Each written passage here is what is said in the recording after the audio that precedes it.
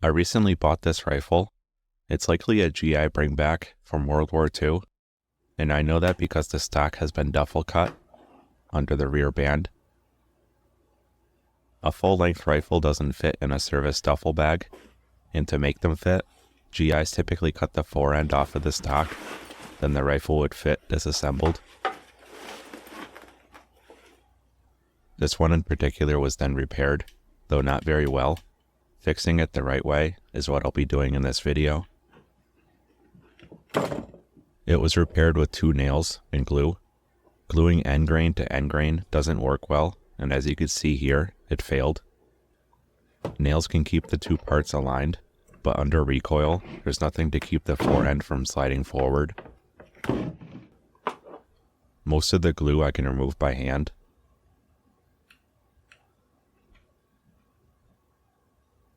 I'll use a chisel to get the last remnants.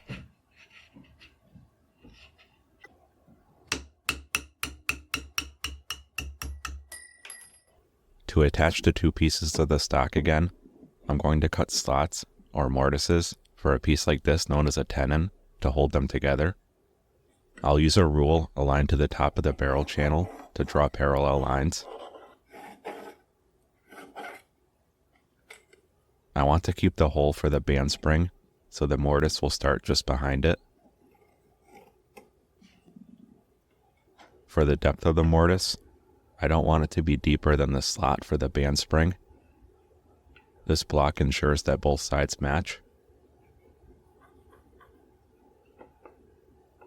I'm going to cut with a saw on the inside of the lines, aligning it to connect the depth mark to the length mark, though that one I can go a bit beyond.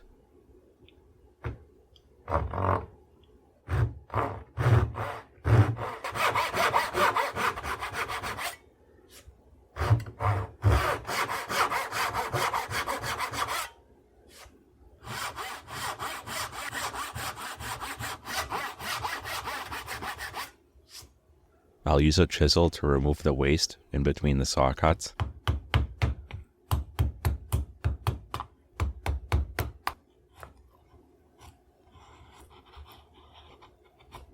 With the chisel stood up, I'll cut the mortise.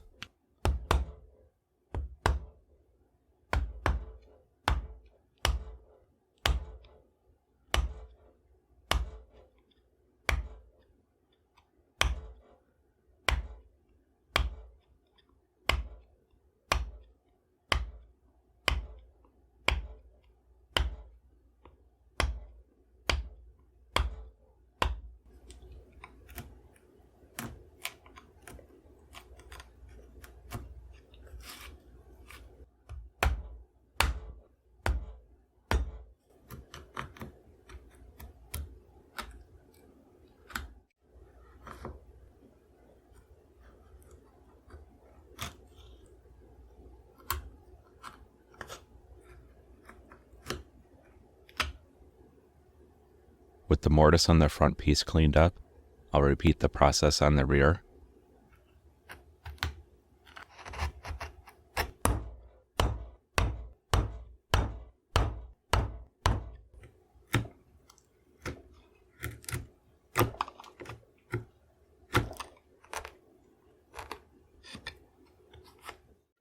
With some luck, the 2 mortises are the same width.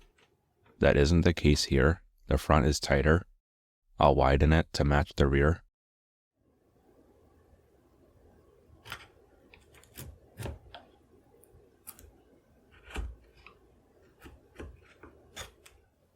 They're a better match now. Time to get started on the tenon to connect them. I'll cut it out of this scrap piece of walnut.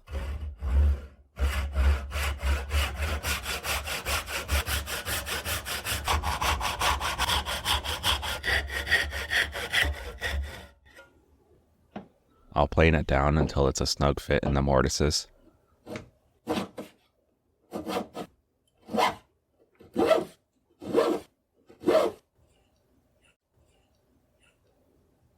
Then I'll test its fit.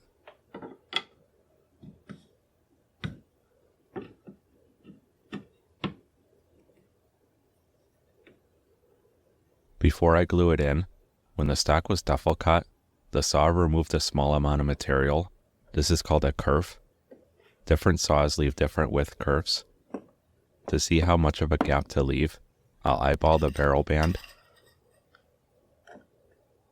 This tells me that the saw left a very small kerf, so I'll leave a small slot when I glue this up. I'm going to use the barrel to align the two pieces while gluing. In order to fit it, I need to remove the excess material in the barrel channel.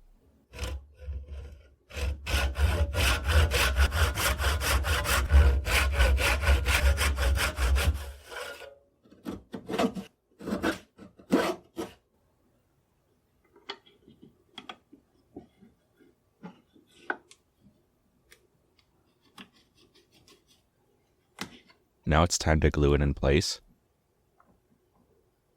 I'll spread the glue around to ensure a good bond.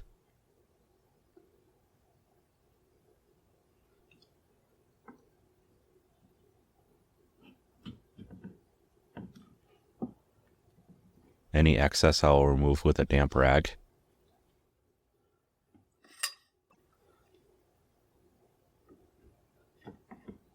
With the stock flipped over, I'll add glue to the fore end.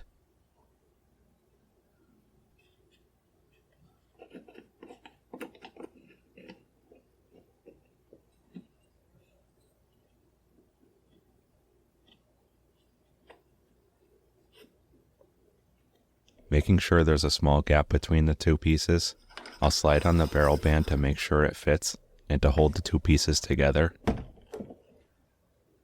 And the front band too. I'll flip the stock over in case any excess glue drips, and I'll add blocks under the front to give additional support as the glue dries. It's been a full day and the glue is dry.